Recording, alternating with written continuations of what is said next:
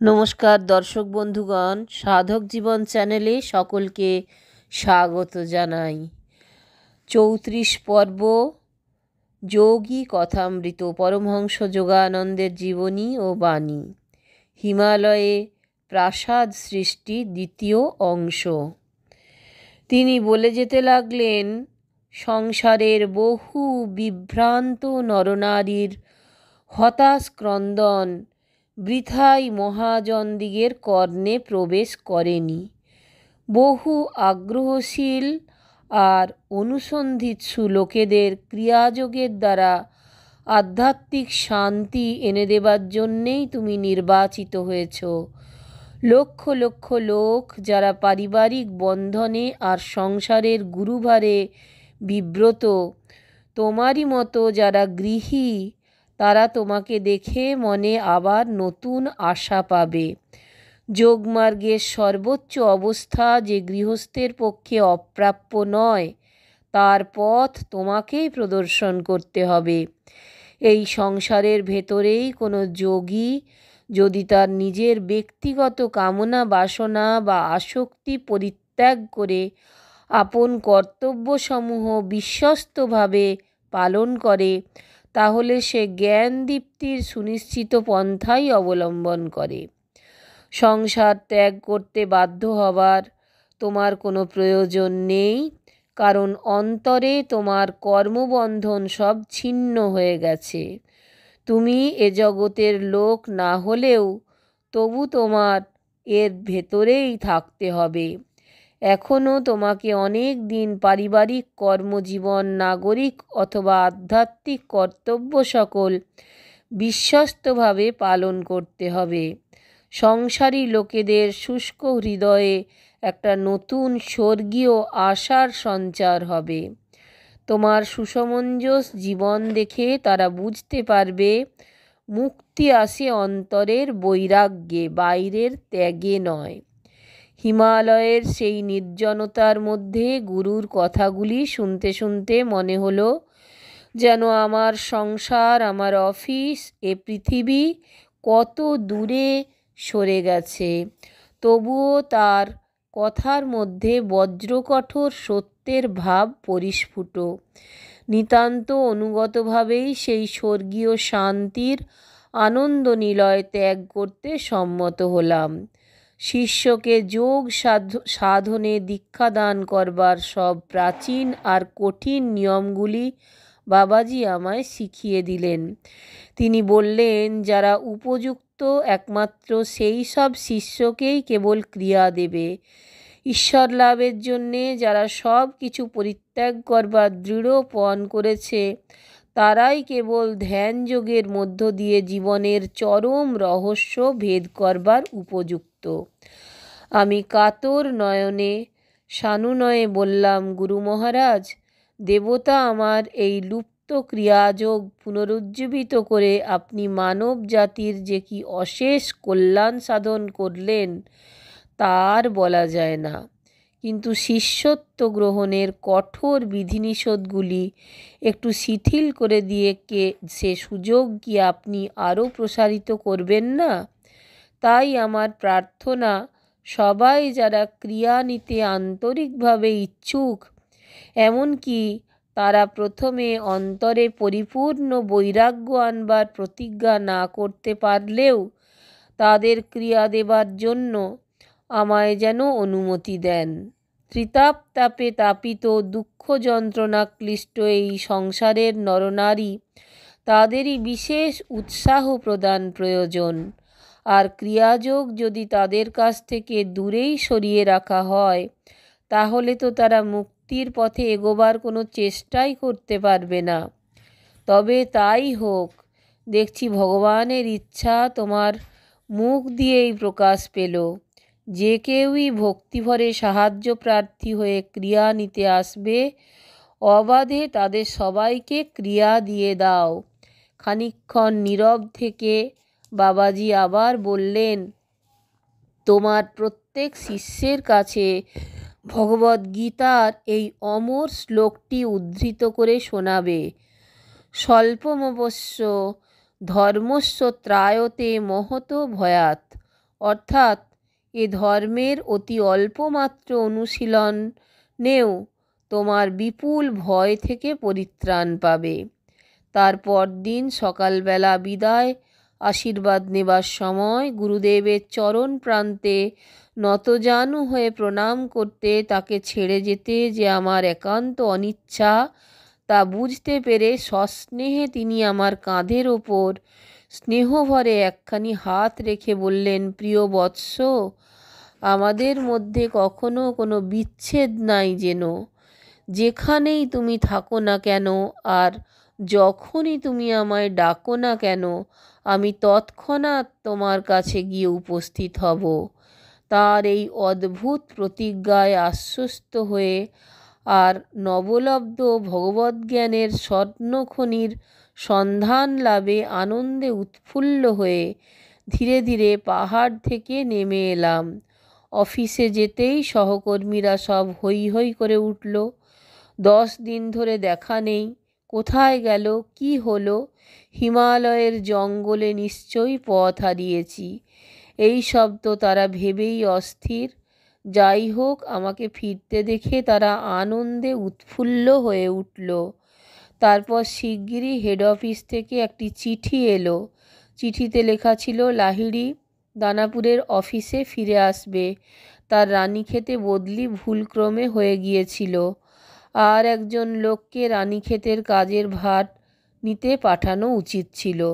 যাক, সব দেখে শুনে তো মনে মনে খানিকটা হাসলাম, এই ভেবে যে কী ধরনের ঘটনার উল্টা স্রোত আমাকে ভারতবর্ষের এই সুদূরতম প্রদেশে টেনে এনে ফেলেছে। দানাপুরে ফেরবার আগে মোরাদাবাদে আমি এক বাঙালি পরিবারের সঙ্গে দিনকতক ছিলাম। জন কয়েক বন্ধু মিলে একদিন যখন গল্পগুজব চলছে, আমি কর্তাবার্তা আধ্যাত্মিক বিষয়ের দিকে ঘুরিয়ে দিলাম। আমাদের গৃহস্বামীটি বিরস বদনে বলল, ভারতে আজকাল আর তেমন গোছের কোনো সাধু সন্ন্যাসী নেই। আমি সঙ্গে সঙ্গে তীব্র প্রতিবাদ করে বললাম, বাবুমশাই, আপনি বলেন কি? এখনও ভারতভূমিতে খুব বড় বড় যোগী ঋষিরা আছেন। এই কি? উৎসাহের অতিশয্যে আমার হিমালয়ের অদ্ভুত অভিজ্ঞতার কাহিনী তাদের সামনে বিবৃত করলাম। সেই ক্ষুদ্র দলটির অবিশ্বাস তখনও যায়নি। একটি লোক একটু সান্ত্বনার সুরে বললেন, লাহিড়ী, হিমালয়ের উঁচু পাহাড়ের হালকা বাতাসে তোমার মাথা একেবারে গুলিয়ে গেছে। যা বর্ণনা করলে তা সব দিবা স্বপ্ন ছাড়া আর কিছুই নয়। সত্য ভাষণের উৎসাহে উদ্দীপ্ত হয়ে আমি অগ্রপশ্চাৎ বিবেচনা না করেই বলে ফেললাম, দেখুন, আমি যদি এখন ডাকি তাহলে আমার গুরু এই বাড়িতে এখনই এসে উপস্থিত হবেন।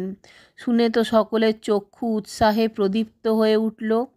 আর এরকম অলৌকিক উপায়ে কোনো যোগীকে আবির্ভূত হতে দেখবার জন্য যে সকলেরই আগ্রহ হবে, সেটা এমন বিশেষ কিছু আশ্চর্যের বিষয় ছিল না। যাই হোক, কিছুটা অনিচ্ছা সত্ত্বেও আমি একটি নির্জন ঘট আর দুই নতুন কম্বলের আসন চাইলাম। যোগীবর শূন্য হতেই আবির্ভূত হবেন। তিনি এলেই আমি আপনাদের ডাকব। এখন আপনারা দরজার বাইরে একটু অপেক্ষা করুন বলে দরজা বন্ধ করে দিলাম। তারপর ধ্যানে বসলাম। সকাতরে গুরুদেবকে ডাকতে লাগলাম। অন্ধকার ঘর শিগগিরই একটা স্নিগ্ধ মৃদু চন্দ্রালোকের ছটায় উদ্ভাসিত হয়ে উঠল। তার ভেতর থেকে বাবাজির জ্যোতির্ময় মূর্তি প্রকটিত হলো। লাহিড়ী, তুমি একটা অতি তুচ্ছ কারণে আমায় ডাকলে। বাবাজির দৃষ্টি কঠিন। এ সত্য কেবল তাদেরই জন্য মনে প্রাণে যাদের ঐকান্তিক আগ্রহ আছে, কারোর অলস কৌতূহল পরিতৃপ্তির জন্য নয়। চোখে দেখলে অবশ্যি বিশ্বাস করা সহজ নয়, তখন আর অস্বীকার করার কিছুই থাকে না। যারা তাদের স্বাভাবিক জড়বাদী সন্দেহভাব থেকে মুক্ত হতে পেরেছে, তারাই কেবল অতীন্দ্রিয় সত্য আবিষ্কার করতে পারে, এবং তারা তো তা পাবার উপযুক্ত। তারপর অত্যন্ত গম্ভীরভাবে বললেন, আমায় যেতে দাও। আমি তার চরণতলে পড়ে মিনতি করে বললাম, পূজ্যপাদ গুরুদেব, আমার গুরুতর ভুল যখন আমি বুঝতে পারছি, আপনার চরণতলে আমি ক্ষমা প্রার্থনা করছি। আধ্যাত্মিক বিষয়ে অন্ধ এই সব লোকেদের মনে বিশ্বাস সৃষ্টির উদ্দেশ্যে নিয়েই আমি আপনাকে ডাকতে সাহসী হয়েছিলাম। যখন আপনি আমার প্রার্থনা স্বীকার করে দয়া করে এসে উপস্থিতি হয়েছেন, তখন আর আমার বন্ধুদের আশীর্বাদ না করে চলে যাবেন না। অবিশ্বাসী হলেও তারা শুধু আমার অদ্ভুত উক্তির সত্যতার বিষয়ে অনুসন্ধান করতেই ইচ্ছুক হয়েছিল। আচ্ছা বেশ, থাকবো কিছুক্ষণ। অবশ্যই আমিও ইচ্ছে করি না যে তোমার বন্ধুদের সামনে তোমার কথা খেলো হয়ে যায়। বাবাজির মুখমণ্ডল শান্ত কোমল হয়ে এলো। তারপর তিনি স্নিগ্ধ মধুর স্বরে বললেন, বাবা, এখন থেকে কেবল তোমার সত্যি সত্যি দরকার পড়লে ডাকলে তবেই আমি আসব। সব সময় ডাকলে আর আসবো না।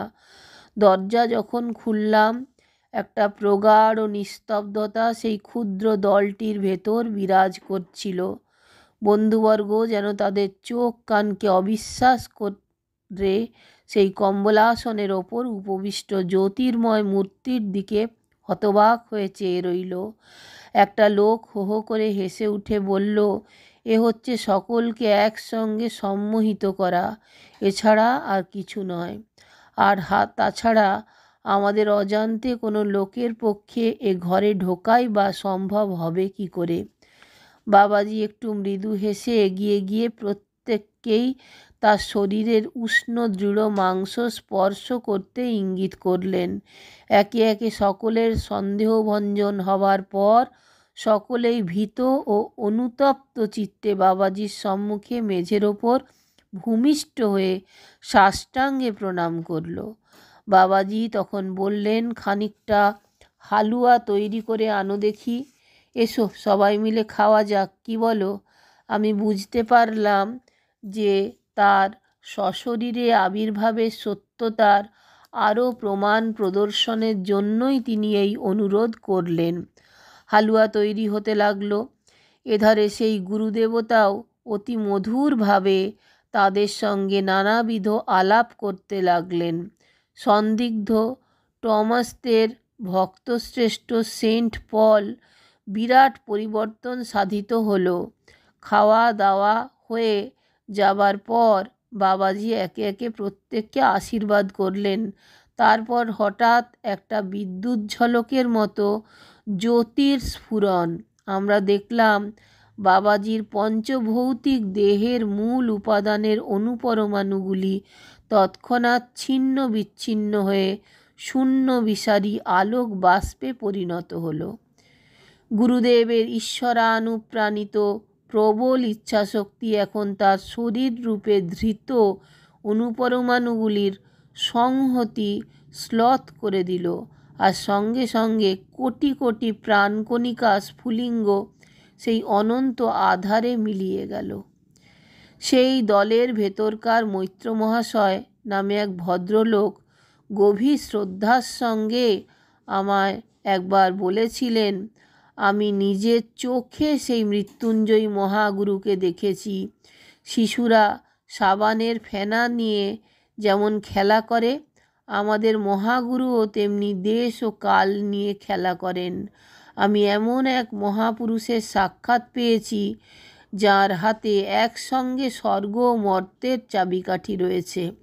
বলতে বলতে নবলব্ধ জ্ঞানের আনন্দালোকে তার মুখমণ্ডল উদ্ভাসিত হয়ে উঠল।